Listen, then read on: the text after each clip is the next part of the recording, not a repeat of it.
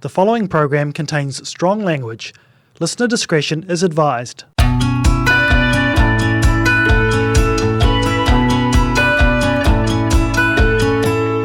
Kia ora, I'm Claire Finlayson, Program Director of the Dunedin Writers and Readers Festival. The 2019 festival recording that you're about to hear was brought to you with funding from the Dunedin UNESCO City of Literature and with the support of OAR FM. This session, Dear Motherhood, featuring Louise Wallace, Clementine Ford, Majella Cullinane, Tina Makereti and Michèle A'Court, was emceed by Charlotte McKay. Enjoy. Tēnā koutou and welcome to Dear Motherhood. My name is Charlotte McKay and I am beyond thrilled to be your tour guide this afternoon as we navigate our way through the mothering journeys and observations of this impressive lineup of accomplished wahine.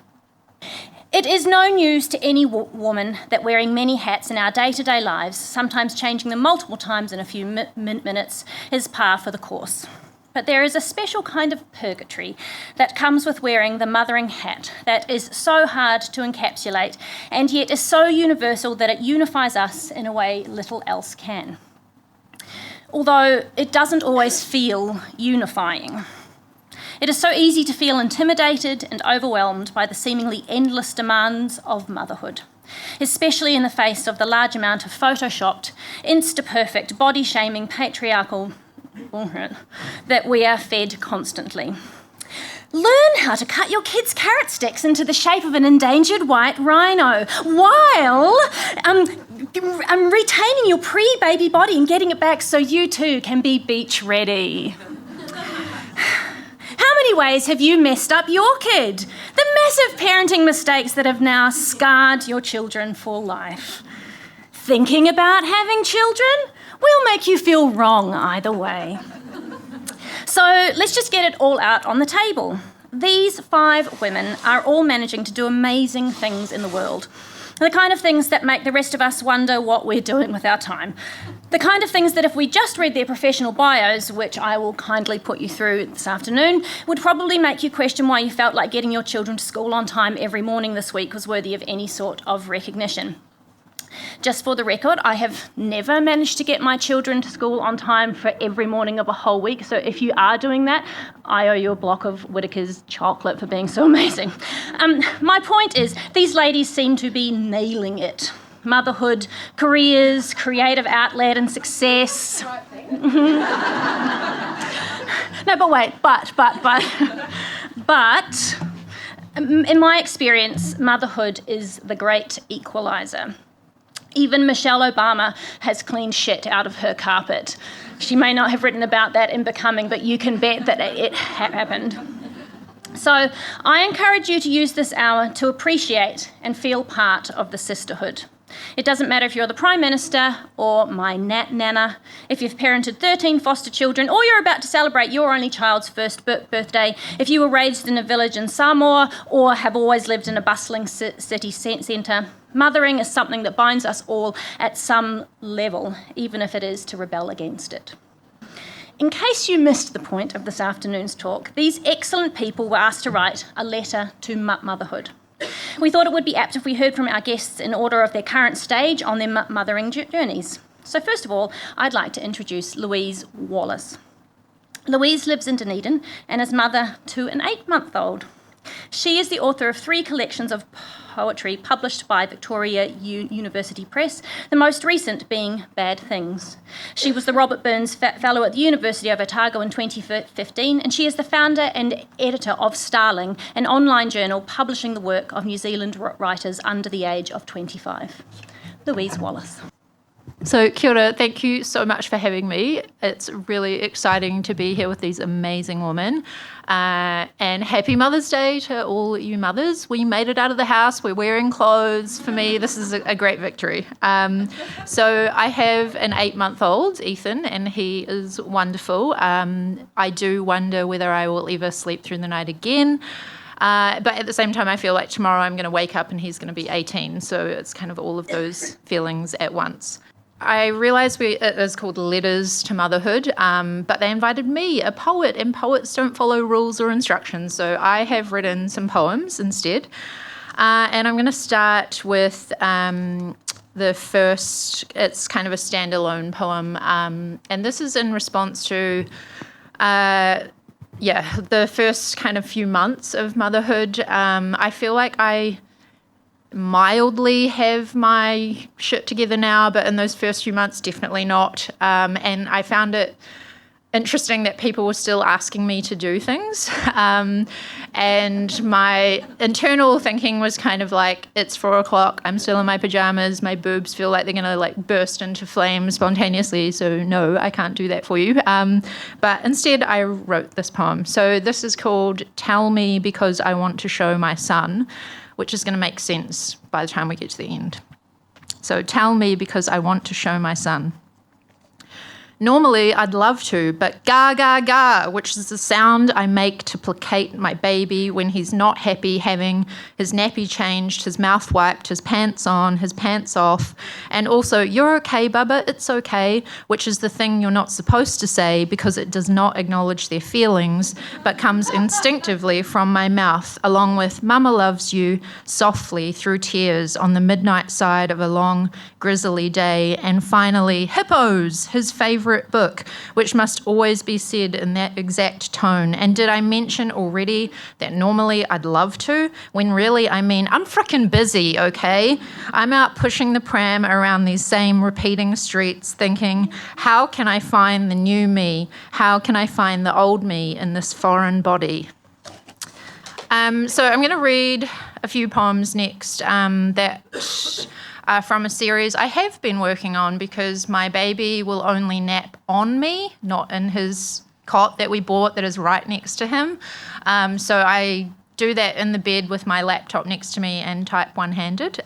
So I've got a series that I've been working on that actually works quite well for one-handed typing, which is called Like a Heart, and it's about pregnancy and motherhood because I don't know how I got signed up for these things, but I got emails from Huggies, the nappy company. You get one a week while you're pregnant that is like, here's what you're feeling this week about your pregnancy, and they're often like really naff and funny. And so what I've done is taken lines and words from those emails and fed them through a text manipulation app, and they come out very differently, and then I kind of shape them into a poem and go from there. So it's a good project for me because it works in really bite-sized chunks. So hopefully at the end I'll end up with 40 poems. So they do sound quite unusual because of the construction and sometimes dark or funny. And I'm hoping they kind of capture that feeling of like the kind of myriad of feelings that you have as a mother, not just like, yay, motherhood, but all those other feelings too. So this first one is the word trying comes up a lot in the first email. So I decided to exaggerate that because, when you are trying to get pregnant, it can be like all-consuming thinking about that. So this is called Aim for a Healthy Life. The first trying, where it all begins trying, all that trying, even a trying. Ignore early trying, and trying. Keep complex trying, a trying. And while the trying may seem to not be trying, the trying you have started may have moved without trying your own trying, and you never know exactly when trying, although there is a small circle of trying generally to survive for longer, but only the most mobile of trying find their trying, up trying, into trying, this trying of trying. So I'll just keep reading this series you're allowed to smile and laugh at things. I feel like when I say poetry, people get their serious, I'm listening to poetry face on, but you can make whatever facial expressions you want to. So this is called Like a Heart. Forming channels like a tube, like a heart, primitive, like a tadpole, like a nail head or an orange seed.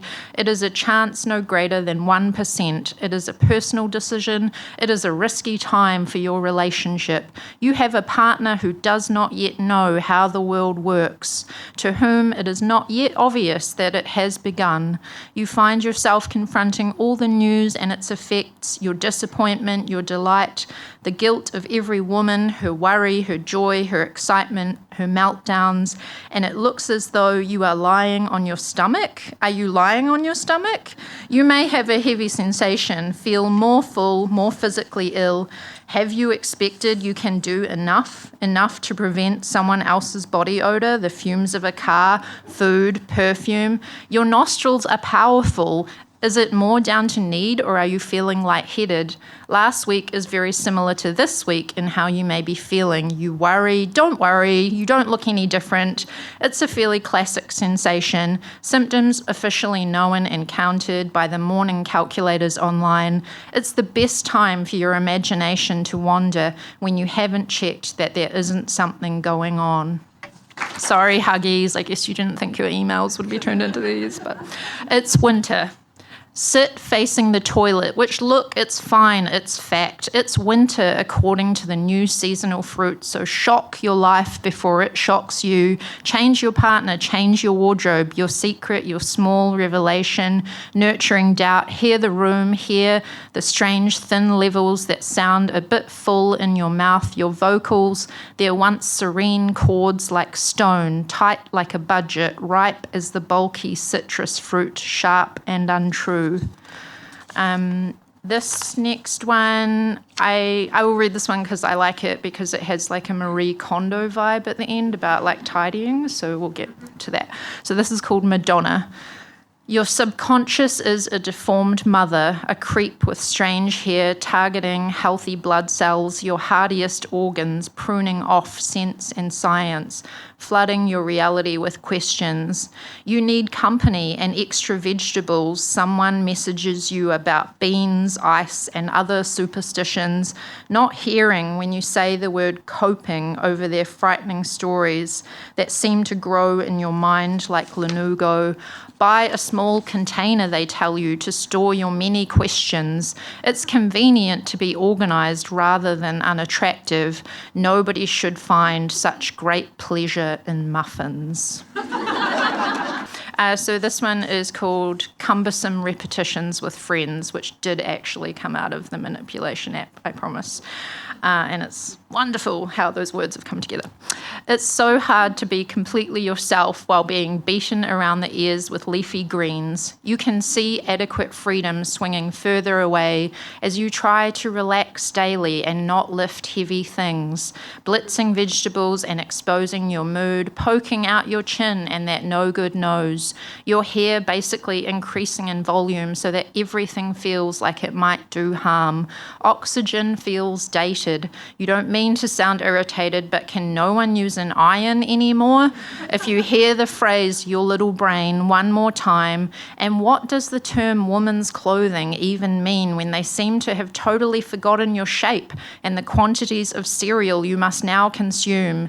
There's no rest from judgment. You're keen to plan a holiday, a comfortable darkness, experience vague happiness and airline restrictions, frown at the food, lean your cheek in towards some regular and gentle insignificance.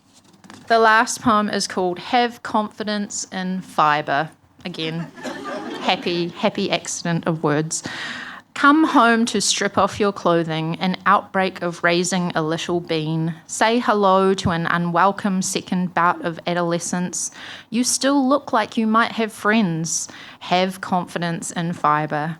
Brush away your unwelcome friends, your own mum or other woman who have had children but who are now officially hungry sex glands. Be attentive to your toothbrush, to your own middle lifting up. Try herbal tea or ginger beer or a blueberry the size of disbelief.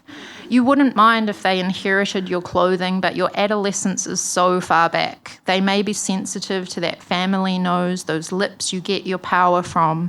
There is a thickening around your own abilities to speak of your excitement. Brushing against the inside, there is a little bean.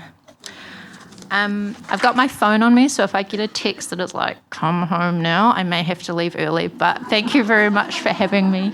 Thank you, Louise. I think a lot of us can empathise and appreciate with a lot of that. Even the randomised thoughts are quite appropriate, really, aren't they? Our next mother and amazing human is Clementine Ford. You'll have to forgive me if I get a little carried away here, as I am a huge fan of Clementine's. I always knew I loved her, but when I read a relatively unimportant sentence in her latest book that said she listened exclusively to musical theatre, I knew it was a forever kind of love. Clementine is a Melbourne-based writer, speaker, and feminist thinker.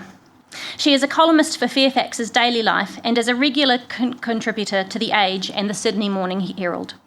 Through her twice-weekly columns for Daily Life, Clementine explores issues of gender inequality and pop culture. Her ability to use both humour and distilled fury to lay bare ongoing issues affecting women has earned her a huge and loyal readership amongst both women and men. Clementine's work has radically challenged the issues of men's violence against women, rape culture, and gender warfare in Australia, while her comedic take on casual sexism and entertainment has earned her a reputation as an accomplished satirist. Her first book, Fight Like a Girl, was an instant bestseller when it was published in 2016. Her new book is Boys Will Be Boys. Clementine is mum to a 2-year-old, so please be amazed at how clean her clothes are. I should just say that I haven't changed that bio and I don't write for Fairfax anymore. It sort of ended in acrimonious terms, so that's why I feel the need to point that out. I'm going to read something. Firstly, Louise, I just have to say those poems were amazing. That was like, my baby's about 2 years older than yours, but it really took me back. I'm going to read a letter that I read a little while ago for Women of Letters in Sydney, and it was a letter that the theme was Dear Goodbye, but it's a letter about my mother, so I felt like it was appropriate here. Dear Circumstance, before cancer, the worst you can imagine is never as bad as what life throws at you. Before cancer, inherent and unacknowledged optimism tells you that when the person you love goes, you'll be going with them. That in fact, you and everyone you've ever loved will join together on the cliff tops that mark the edge of this mortal coil, clasp hands and jump, diving into the great beyond, knowing that everything is going to be okay, because you're all together.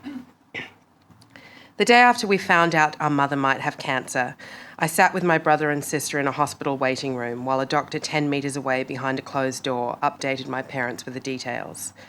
I kept walking slowly past the room trying to catch a word, any word that might tell me this is all going to be okay. The voices were muffled, so I sat again and put my head on my sister's shoulder. The doctor came out. My father appeared. He turned off the light and closed the door until it was only a few centimetres ajar. Snippets of conversation filtered out. I tried to catch them all, but they flitted through my ears without forming anything solid until I heard my father say, "And we'll just throw a big party." I froze against my sister, the cold wave of panic crashing over my body. She held me tightly as my father appeared at the door, invited us in, and told us about the tumour they'd found growing near her liver. An unasked question hung heavy in the room. Are you going to die? We posed less serious variations of it. Can they get rid of it? Are the doctors optimistic? My parents responded vaguely. Hope for the best, prepare for the worst. That's what the doctors say. There's an increasing success rate with this kind of thing, they say. Some of their patients are still going after 10 or 12 years. Which is it, I wanted to ask, 10 or 12? A week later, my mother went into hospital for an operation. 40% of her liver, as she put it, was kaput. But the doctors, that mysterious group of people who you never seem to see, but who hold the fate of the one most dear to you in their hands, thought they could get the rest. There would be recovery, of course, 6 weeks of bed rest followed by radiation and chemotherapy. But these are the normal hallmarks of cancer treatment. People survive cancer all the time, my family and I told each other. We took a collective sigh of relief. Everything's going to be okay, we thought, because how could it not be? The operation was scheduled to take around 6 hours, so I was surprised when my father called me 2 hours in. There were no ambiguities or what-ifs in that phone call, only heaving sobs and uncontrollable anguish. What the doctors couldn't see on their scans and fancy equipment became quickly apparent the moment they opened her up and took a look inside. Tumours everywhere, her insides a tapestry of toxic lumps, an impenetrable wasteland with a warning sign spiked into its middle. They closed her up and passed on their apologies. We're sorry. There's nothing we could do. It was worse than we thought. We tried for a while to handle it ourselves. You don't give up on the people you love, and you tell yourself that the doctors don't know everything. We decided not to listen to them. We bought a juicing machine, organic foods, books with titles like Eat Your Way to Being Cancer-Free and So You've Been Told You're Going to Die. I found some tea sold out of Canada that was supposed to be a miracle cure, so I bought it, went to stay with my parents and made sure she drank it every day. In the afternoons, we sat watching TV together, she in her blue dressing gown and me in my jeans. She talked loudly throughout each program, offering a running commentary on everything that was happening on the screen in front of us. The funny thing is that throughout all of this, she seemed so healthy. Her jaundice had cleared, and the radiation treatments had even put a little bit of pink in her cheeks. It was easy to believe that maybe everyone had gotten it wrong, that our little home remedies were working, and that she might actually beat this thing. But then she caught a fever and lost her appetite. New scans revealed inflammation in her stomach that wasn't going away. She went to hospital for a week, and then another week. We were told the only real option left was to have a gastric bypass procedure done. It would buy her 3, maybe 4 months. Dear time, you promise us the world, but we always want more of you. A few days before the operation was scheduled, my parents invited us all home for dinner. My mother was sitting on a chair at the table, wrapped in that familiar blue dressing gown. I noticed that the pink had gone from her cheeks now. My father poured us a glass of wine and got straight to the point, telling us that our mother had decided against having the operation because she was ready to go. What does that mean? I asked, not wanting to understand or accept what he was saying. My mother had been sitting stony-faced in what I now recognise as steely resolve. She looked up and told us how she had come to her decision. She didn't want to spend more time in hospital, to endure more pain and suffering just to prolong the inevitable. They expected it would be quick, she said. The cancer had progressed so far that she could no longer eat. The 3 or 4 months I'd been banking on disappeared. We were talking about a matter of days. Then my father spoke the words, the ones that have been seared across my soul forevermore. We've asked you here tonight to say goodbye. We looked at him, tears streaming down our faces. After tonight, you'll go home. She doesn't want you to come back, and we'll stay here and wait. I stumbled outside and lay on the ground. Every memory of every touch, every kiss, every argument, and every laugh shared roaring up through me and crashing out in wet, howling sobs. How could I be ready to say goodbye? To let go of the vessel that had carried me from the beginning, the one who had travelled to the mystery to bring me back and make me hers. It's not loss that we feel when we have our mothers taken from us. As David Ferguson once wrote, the reality is far more violent than that. It is an unmothering that feels raw and fundamental, a pain that reaches all the way down to your ligaments and bones. Before we are born, we swirl in the cocoon of that space in our mother's wombs. As Ferguson so eloquently put it, they are our first firmament, literally our first homes, the universe from whose substance we were formed. What are we to do when our universe disappears? If we are the hearts that walk around outside our mother's bodies, as Elizabeth Stone once wrote of children, how do we keep on pumping when those bodies are turned to ashes? My sobs subsided and I lay there staring at the stars for a few minutes more. In that moment, I remembered something my mother had said at the start of her cancer journey. You can scream and rail at the sky all you want and demand to know, why me?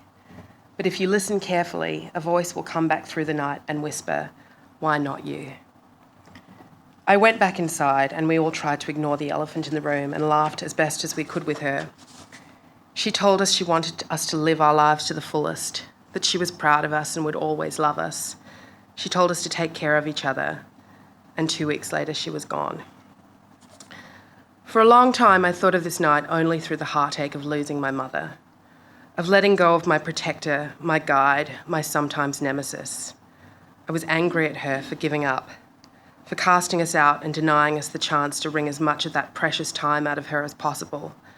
I wanted more. I still want more. But I remember one thing more and more clearly.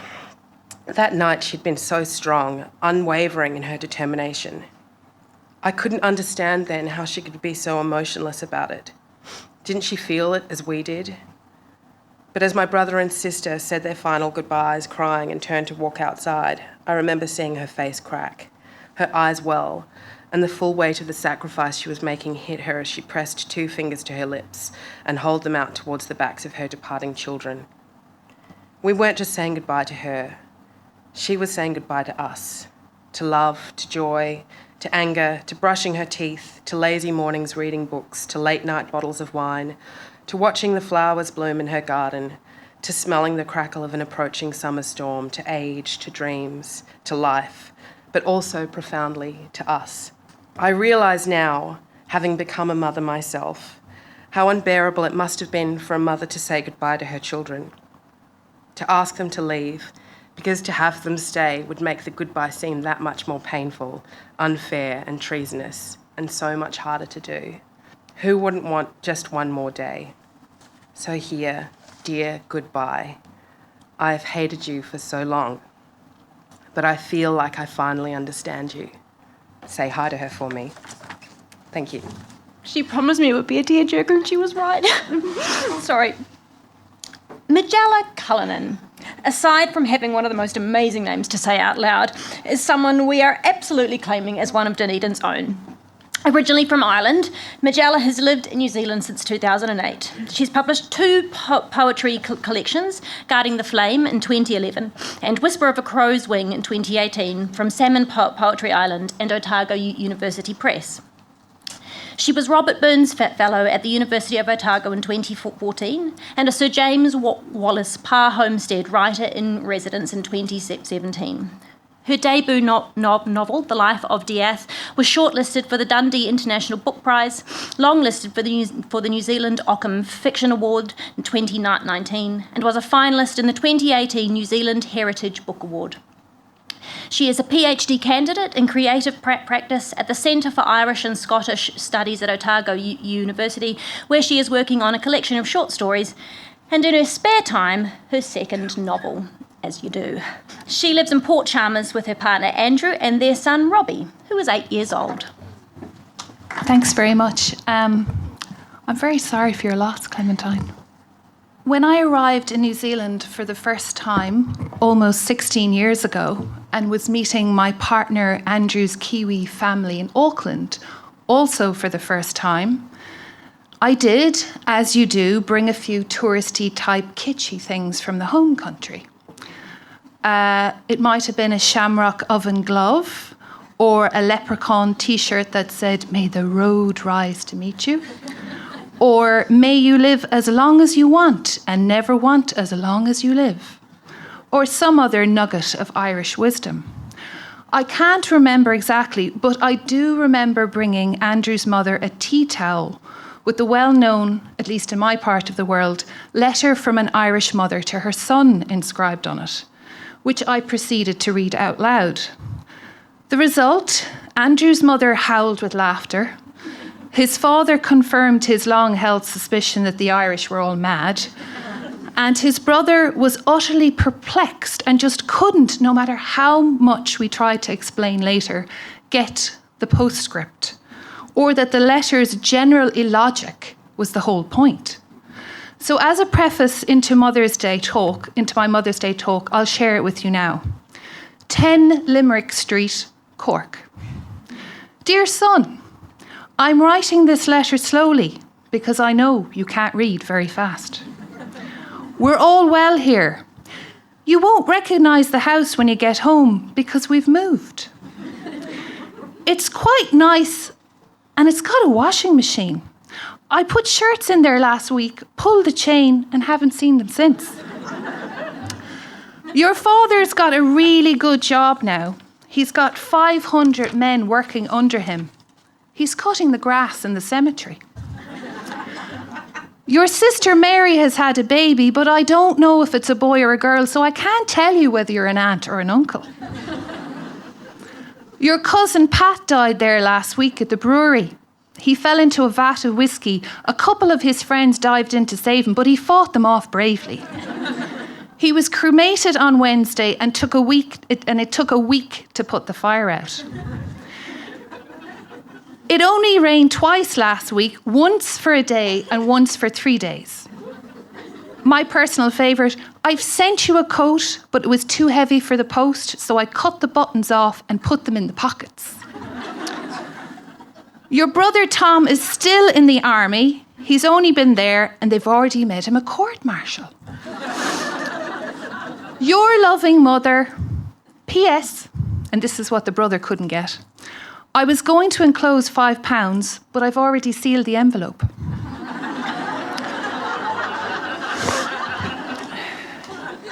So, in the spirit of today's session on motherhood, and because Miss Claire Finlayson said I could do what I wanted, so you can blame her, I decided to write a letter to my own son. So it's an Irish mother's letter to her Kiwi son. Dear son, many thanks for the Mother's Day full Irish breakfast in bed this morning. It's a pity you never got round to making it. You know, son, I was only talking to our neighbour there the other day, a Mrs. L, we'll call her. Indeed, in the interest of anonymity and protecting your rights to privacy, I'll refer to you as son, or possibly as the mobster, the muppet, the robster, the punk. You know yourself in this litigious society, you can't be too careful, so I won't mention any names. Robert, also known as Robbie. Anyway, Mrs. L was telling me about her son Jack, we'll call him, middle name Sparrow. I should add that I've noticed that New Zealanders only say good things about their children in general. You never hear them call their offspring muppets or punks or woeful demons, bowel pups, or tell them that they have their hearts broke, or ask them to shut their mouth and eat their dinner. All Mrs. L could say was her son was prone to warts. It's just as well he wasn't born during the European witch trials, so I suppose. Anyway, don't get me wrong, Robster, I love you dearly, but herein are my list of grievances. I've decided not to send this through the post because it's not very reliable. So no one need know of it except this audience, who you'll never meet, because what in God's name would you want to be knocking around with a load of mammies for? Here it goes. Will you get your shoes on, for the love of God? How many times do I have to tell you to get your shoes on? Are you deaf? Don't come whining to me about your Irish granny when she squeezes you alive and pinches your chipmunk cheeks. She may be 80, but she's quick on her feet. And no, I haven't included the cost of therapy in the trust fund. What trust fund? I'm off to a Greek island when you're 18. Football. Don't mention feckin' football to me. Soccer here, as you call it. On no account am I signing you up for another season of football, freezing my arse below in the field on Saturday morning, and you can't be bothered chasing the blasted ball. And all my prayers to Jesus were for Nout. Sweet Jesus, please let him get a goal. Just one goal. Oh, Jesus, there he goes missing again. Yeah, I know you're more inclined towards individual sports like tennis and swimming, and sure, Mrs. L's son Jack won't even stick his toe in the water, so I suppose there's something there for you. I wonder if there's any connection between the chlorine below in the pool and the propensity for warts. I might have to Google that one. And how many times do I have to tell you that when my bedroom door is closed, knock? I know at your age you think being in possession of a bottom or a butt or a booty, as you sometimes refer to it, is a highly amusing notion. Cue your little 8-year-old ditties referring to monkeys' balls. Tarzan, the monkey man, swinging on a rubber band. He slips, he falls, he dislocates his balls. And Peppa Pig, joy to the world. Peppa Pig is dead. We barbecued her head. We flushed it down the toilet, blah, blah, blah, blah. And you needn't ask me if I knew I had a vagina. I'm fully aware of the fact, as you will be some fine day when you find out how it was precisely you got out that time. Almost 2 days, but I don't hold that against you. Not really. As for your philosophical observations, I believe this is something to be encouraged. For example, when you said, and I quote, "I reckon the Queen sits on her throne all day because she's really old." When I told this to Mrs. L, she said she wasn't privy to such information, which is surprising, really, given that she swore allegiance to the Queen before she was born, and not like me there a few years back when I became a New Zealand citizen. And no, as much as I wanted to, I didn't cross my fingers behind my back or shout, "Up the Republic!" In general, I try to avoid scenes. And another one, my personal favourite, when one night I tucked you into bed and you sighed, "Why am I so loved?" Or when you do a Batman voice impression from the Lego movie, "I don't do ships.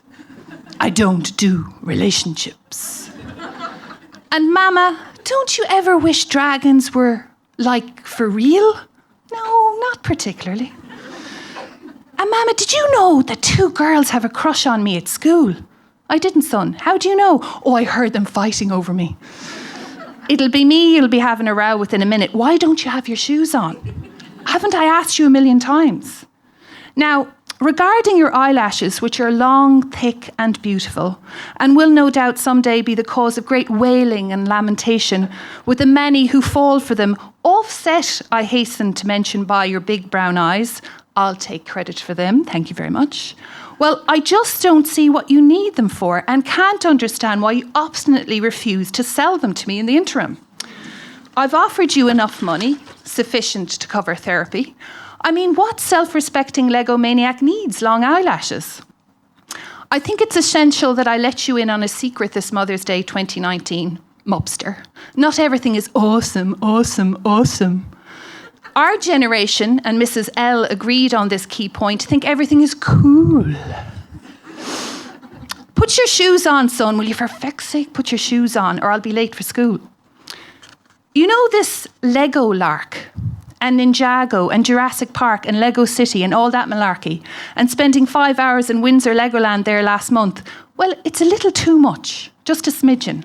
And no, I don't want to talk about Master Wu and reaching my full potential, as I'm taking a leisurely walk down a country road in Ireland. I'd rather listen to the birds or evade the sheep roaming all over the place or the cars hooning round corners like something out of Wacky Races. Having said all of this, son, I do feel it's important to end on a positive note. You do make me laugh more than cry, and, well, sometimes you do wreck my head, but I wouldn't send you back for love or money. Well, that might be negotiable. There, the other night when I said it was time for sleep, you said to me in a swanky voice, "Oh, I love you so much, my darling. I can't let you go. Don't leave me." Well, that won't happen, at least not for another decade yet. And when it does, don't forget to send your address so I can forward you the bill for your general upkeep over the 18 years, minus deductions for your eyelashes if you ever agree to sell them. Your loving mother. P.S. I should probably mention your father and I have decided to donate your shoes to charity. Thank you. Thank you.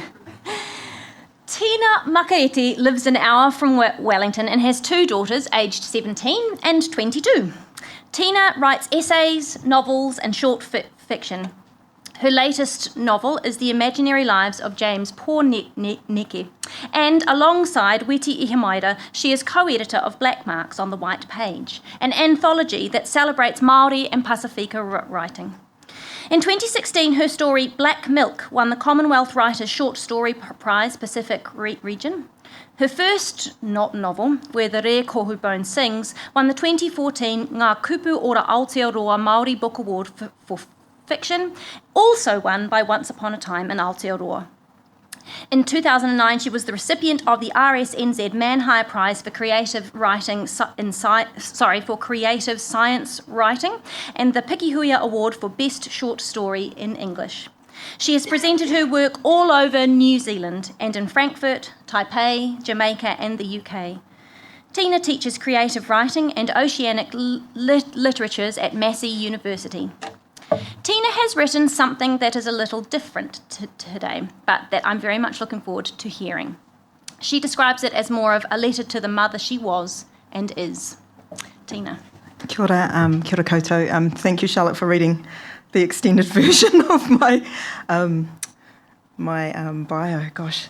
Kia ora, everyone. My piece is an essay for my essay collection that might be out next year, and it's called Make Way for Them. You're just a person with lots of needs and anxieties and opinions about the world, and this one big yearning that drowns everything else out. And there's a relationship which may or may not be a relationship that is conducive to the nurturing of children, but you think it is. You're 22 and you think lots of things that you will revise in future years, but of some things you are very sure, and you should enjoy this. You should enjoy this confidence while it lasts. So even though other people your age aren't doing it, at least none you know, there is a whole other miraculous human in your arms who you gave birth to in a studio flat in Palmerston North, just you and the midwives, because by now you know the relationship isn't conducive to the nurturing of children, though for years you'll keep trying because you're stubborn and you don't believe you could possibly have chosen wrong. And your mother is there, but rather than staying with you and rubbing your back like you imagined she would, like all the home birth books showed the husband doing, she runs around collecting and washing towels and generally cleaning up, and you learn something about your mum you didn't previously know. And the baby is the most beautiful person you have ever laid eyes on. You maintain for the rest of both your lives that she was unusually well-formed and beautiful on the day she was born, with a thick mop of black hair and limitless, searching dark eyes, and a quiet, serious way about her that makes your first days together contemplative and a little bit scary, because she seems to know things, to look right inside you, and you understand what people mean when they say a baby is an old soul. But also, like all babies, she is completely helpless, and so your days take on the rhythm of caring for her, feeding, changing, feeding, cleaning, feeding. And when she begins to laugh, long and loud, you both sit on a blanket in the warm light that comes through the ranch slider, and you find ways to make her laugh again and again. It is spring. 5 years later, in a different spring, on the other side of the world, everything outside is under dirty snow, and you've been told many times how bad you are at this parenting thing, how you make poor decisions every day, how you are incompetent and emotionally damaged. Deep down, the part of you that you've kept hidden all your life doesn't believe this, not for a moment. But you've let your other selves, the unsure surface parts, the parts that have certainly been emotionally damaged, take it on. And now you don't know which way is up or what to do. You've been depressed for months. This was your last try at making things work, but you are not good enough. Nothing you ever do is good enough, and you're finally ready to admit that maybe your heart doesn't know what it's doing. You're ready to admit you've been wrong all this time, but you haven't taken yourself home yet because you're still stubborn and full of pride, and you don't want everyone to know what a failure you are. And besides, by the time you finally work it all out, there's a new pregnancy, which makes you happy at the same time as you feel deeply hopeless. Early on in the pregnancy, you worry about these feelings hurting the baby and hurting your 5-year-old. It is the first time in your life you have seriously contemplated suicide.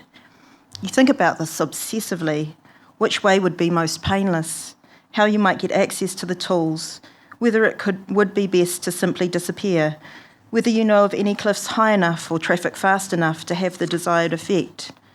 But you still love your daughter, who is still the most beautiful person you have ever known, and this new baby is likely to be pretty spectacular too. One day when you're out walking hand in hand with your daughter and you're working through the logistics of one particular self-destructive act in your mind, she looks up at you and says, "I don't want you to die." That's when you know that you would never do it, that you were never going to do it. But somehow it has given you some relief to imagine you have some control over something. Maybe you still think about it from time to time after that, but as your puku grows bigger, the fantasies grow smaller. You're having a snow fight with your daughter when you feel a twinge, and then later another twinge. But not until close to midnight do the twinges become pains that can no longer be ignored. You collapse to your knees on the way to the phone to call the midwife, a great pop and gush. The rest is very fast. Another home birth, this time so swift the midwife barely has time to set up her equipment before your second daughter is born, an extraordinary hue of red-brown, gasping lungs full of air to scream with. This one has plenty to say. And you are happy, so happy you can't believe you were ever so sad. Joyful, in fact. And you know the baby brought this with her, this feeling, and that she has saved you just as her sister did, and that everything will be okay, one way or another.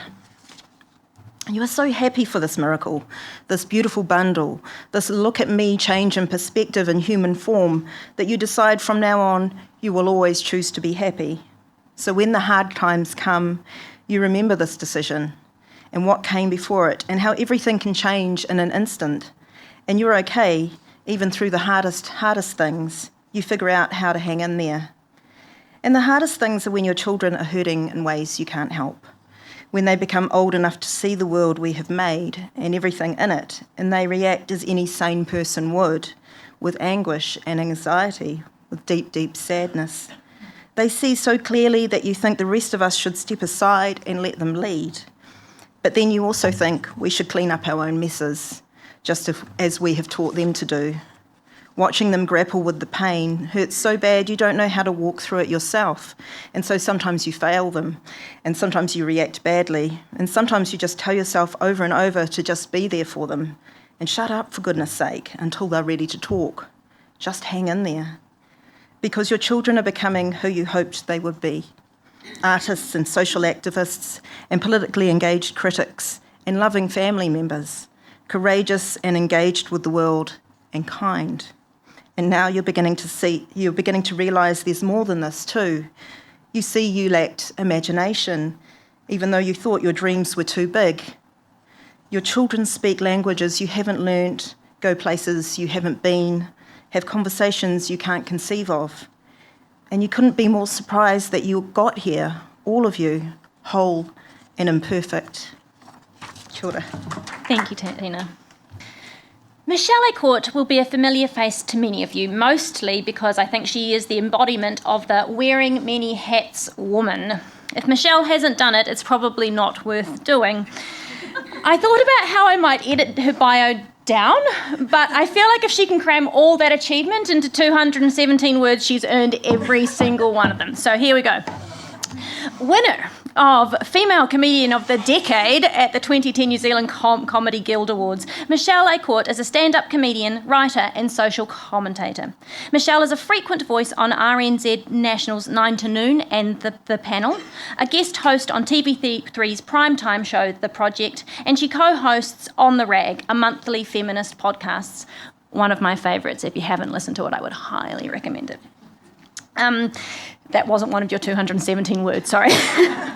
Originally trained as a journalist, she has been writing a weekly newspaper column since 2008, which is published in the award-winning Your Weekend magazine and also on the Stuff website. She has written 2 best-selling books, How We Met in 2018 and Stuff I Forgot to Tell My Daughter in 2015, both published by HarperCollins. Her international experience as a stand-up comedian includes work in the United States, Canada, the UK, Australia, Papua New Guinea and East Timor. She won the VAC Riley Award for Excellence in Comedy in 2015. She has been working as an after-dinner speaker, event host and conference MC for more than 20 years. Michèle is the patron of The Aunties, a grassroots charity for women and children in need. She is also patron of the Moving and Handling Association of New Zealand, which cares for carers in the health sector. Michèle is a proud member of the Actors Equity and a life member of the New Zealand Comedy Guild.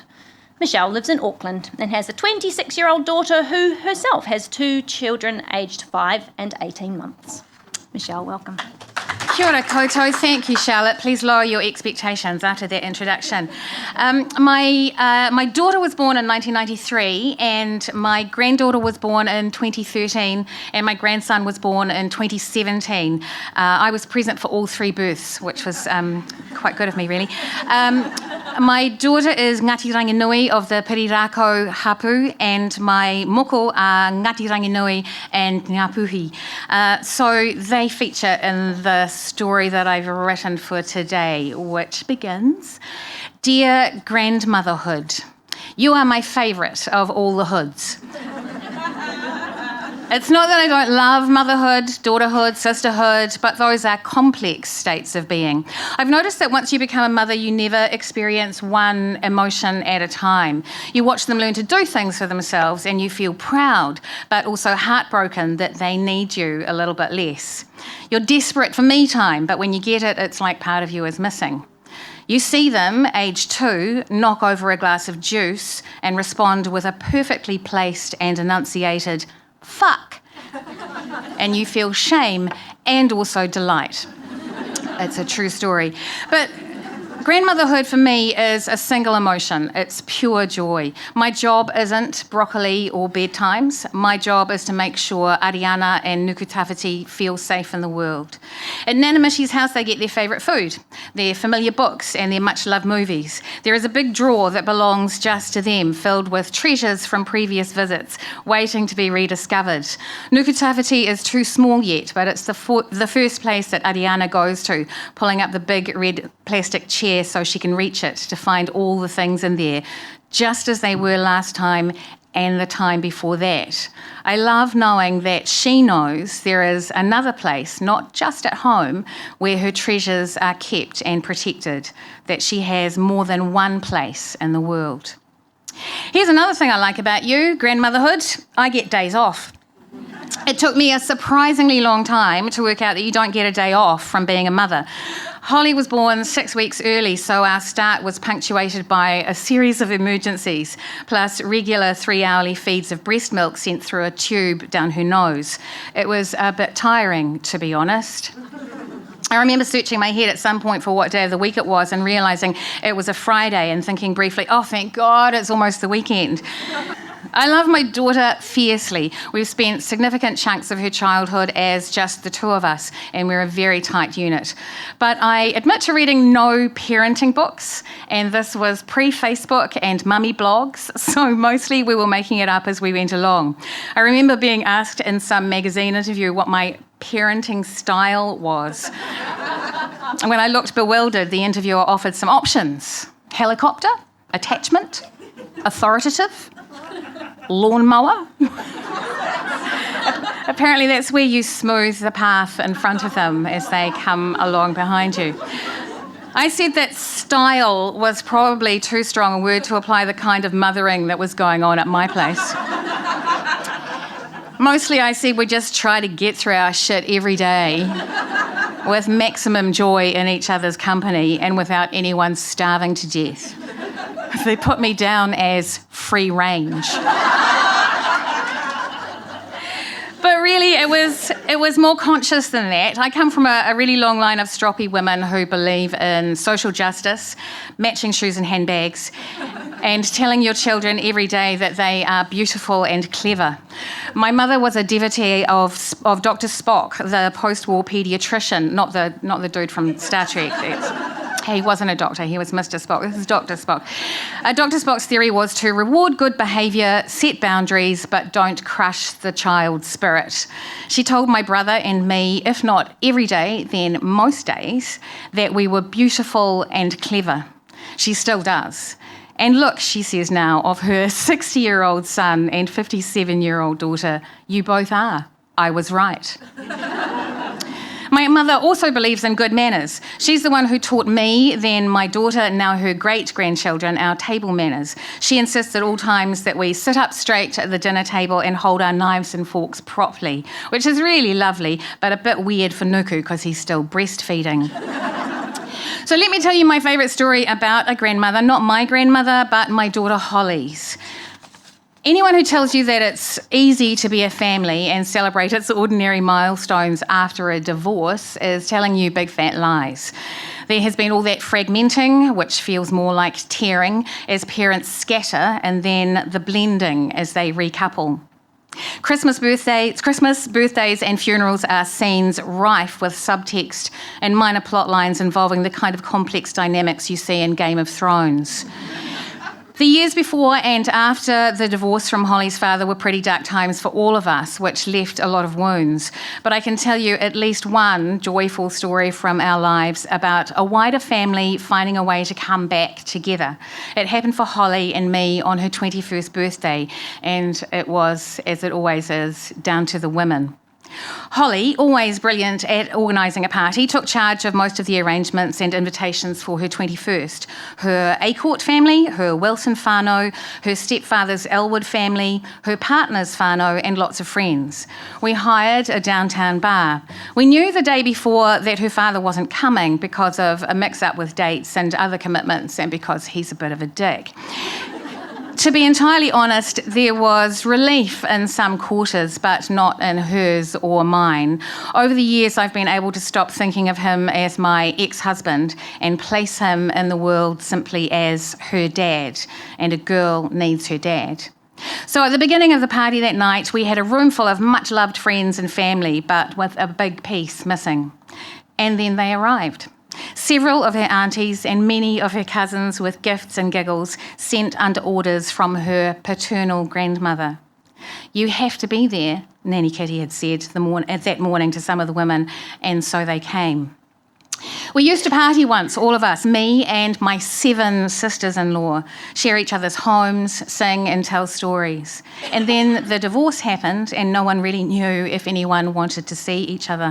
Except that I'd had an amazing visit with Holly to Nanny Kitty's place a couple of years before this, which had fixed a lot of things for me, for both of us, I think. And suddenly, in that moment, when all those women walked through the door at Holly's 21st, things went from complicated to simple again. We partied so hard that all the photos of that night are slightly blurred. And not just the aunties and cousins came, but her dad's new family too. My daughter's stepmother and stepsister made the journey. There were speeches acknowledging all the branches of her whānau, and waiata and haka. Our friends were all funny and kind. And then there was this crazy moment where, on behalf of the Wilson whānau, my ex-husband's wife, Sarah, presented me with a huge whaikaro, a carving to give to my daughter, a special piece of art passed from woman to woman to woman. And right then, something was healed. Just a few weeks later, Holly's paternal grandmother, Nanny Kitty, Kitty Tapu Wilson, passed away. I will do some jokes eventually. We were all there. All 11 of Kitty's children were in the room when she died. Holly and I were among the last to see her before she left us. Holly's father made sure of that, inviting us down to Te Puna, finding a place for us to stay and being very kind. When I left the tangi, I thanked him for all the good things he'd done over those past few days. I told him I couldn't think of anything to be angry with him about anymore. He assured me that he would probably screw up again at some point. I told him I had no doubt of it. His wife, Sarah, was laughing so hard she had to walk away.